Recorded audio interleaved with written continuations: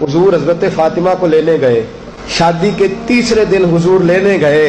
मेरे महबूब ने आजमाने के लिए कहा, फातिमा चले। अर्ज की, बाप भी हैं आप, नबी भी हैं। मेरी जुर्रत ने इनकार की, लेकिन अब्बा जी आपकी जुबान से सुना है शौहर की बगैर इजाजत निकलना नहीं। अगर इजाजत दे तो अली का इंतजार कर लो। करीम रसूल की आंखों में आंसू आए। फातिमा कहती है, मेरा कच्चा घर और मेरे रसूल पाक ने अपनी तामत को समेटा और समेट कर नबी करीम अलैहिस्सलाम कच्ची जमीन पर दीवार से टेक लगा के बैठे।